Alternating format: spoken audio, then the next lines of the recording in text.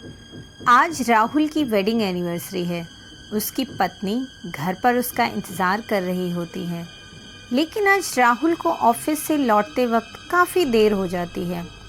वह अपनी गाड़ी स्टार्ट करता है, लेकिन काफ़ी देर तक प्रयास करने के बाद भी वह गाड़ी स्टार्ट नहीं कर पाता। वह गाड़ी को वहीं छोड़ देता है और बस का इंतज़ार करने लगता है, क्योंकि कुछ ही समय में बस के आने का टाइम होने लगता है। वह चलते चलते बस स्टैंड तक पहुंच जाता है, लेकिन तभी बहुत ज़ोर से बिजली कड़कने लगती है और बारिश शुरू हो जाती है। वो बारिश में भीगने लगता है।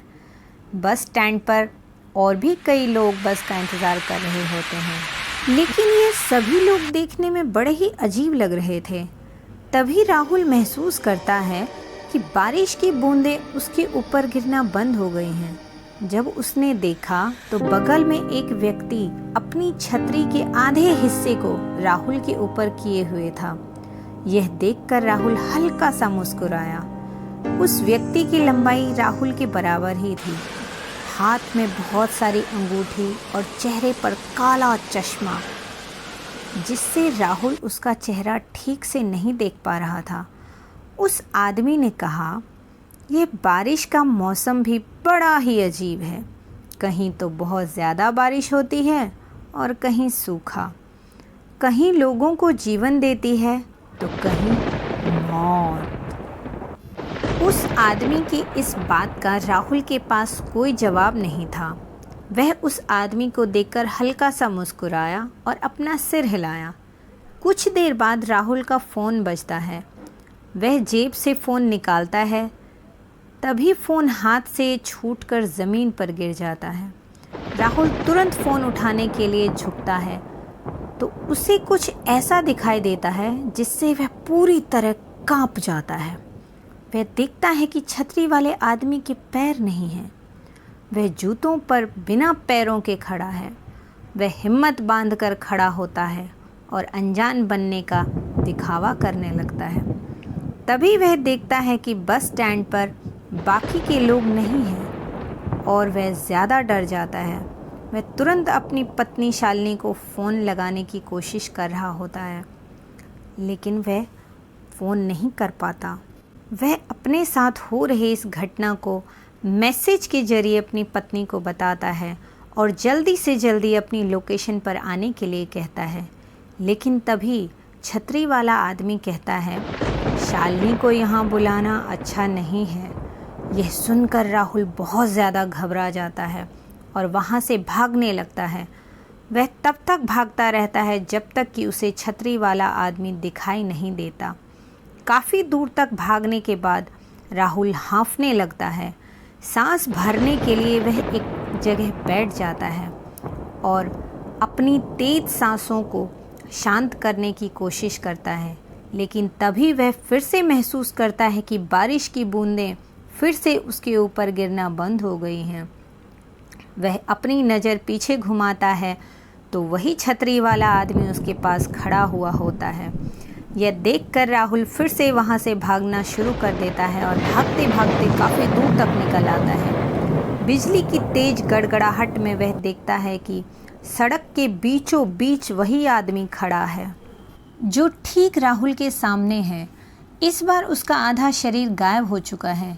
यह सब देख राहुल की चीख निकल जाती है। इसी बीच राहुल के पीछे से बस के हॉर्न की आवाज़ सुनाई देती है। वह तेज़ी से पीछे मुड़ता है तो उसे बस आती दिखाई देती है। तभी कुछ लोगों का झुंड बस की तरफ आते हुए दिखाई देता है। बस रुकती है और वह लोग एक दूसरे को धक्का देना शुरू कर देते हैं। इस धक्के में राहुल नीचे गिर जाता है और वह लोग राहुल के ऊपर चढ़ने लगते हैं। बस का कंडक्टर इस भीड़ से बचने के लिए बस को थोड़ा आगे बढ़ाता है, लेकिन इस भीड़ में राहुल बस के नीचे आ जाता है और उसका आधा शरीर खून से लथपथ हो जाता है। तभी उसकी पत्नी शालिनी बस स्टैंड वाली लोकेशन पर पहुंच जाती है। जैसे ही वह राहुल को ढूंढने इधर उधर देखती है तो उसे राहुल सड़क के बीचों बीच दर्द के मारे कराता हुआ दिखाई देता है। उसका आधा शरीर बस के नीचे कुचल चुका था और मदद के लिए कोई भी उसे दिखाई नहीं दे रहा था। किसी तरह से शालिनी उसे हॉस्पिटल ले जाती है। हॉस्पिटल पहुंचकर उसका इलाज किया जाता है। उसकी जान तो बच जाती है, लेकिन उस एक्सीडेंट में वह अपने दोनों पैरों को खो चुका था। अब वह कभी भी अपने पैरों पर नहीं चल सकता था। उस हादसे के बाद अगर किसी को भी उसके बारे में राहुल बताता तो कोई भी उसकी बातों का यकीन नहीं करता। लेकिन शालिनी ने उसके बारे में एक आर्टिकल में पढ़ा था जिसमें बताया गया था कि हर साल कोई न कोई व्यक्ति इस घटना का शिकार हो जाता है। हर एक को वही छतरी वाला आदमी काला चश्मा पहने दिखाई देता है और बाद में वह आदमी उनकी जान ले लेता है। कुछ दिनों बाद डिप्रेशन के कारण राहुल की मौत हो जाती है। राहुल की पत्नी शालिनी मानसून के दिनों में हर रोज़ उसी बस स्टैंड पर जाती है और उस छतरी वाले आदमी का इंतज़ार कर रही थी। उसे लगता है कि शायद छतरी वाले आदमी की भी इसी तरह किसी बस के नीचे कुचल जाने से मौत हुई होगी और अब वह अपनी मौत का बदला ले रहा है। शालिनी ने काफ़ी कोशिश की, लेकिन उसे कभी भी वह आदमी नहीं मिला। अब हर सालगिरह पर शालिनी बहुत ही बुरी तरह से रोती और पागलों की तरह राहुल को ढूंढने के लिए उसी बस स्टैंड पर चली जाती, क्योंकि उसे जान से ज़्यादा चाहने वाला उसका पति इस दुनिया में नहीं है। वह इस चीज़ को एक्सेप्ट ही नहीं कर पा रही थी। दोस्तों, अगर आपको ये कहानी अच्छी लगी तो प्लीज़ चैनल को सब्सक्राइब ज़रूर कीजिए और ईश्वर आप सबकी हमेशा रक्षा करें। खुश रहिए, स्वस्थ रहिए और अपना बहुत ध्यान रखिए। Thanks for watching.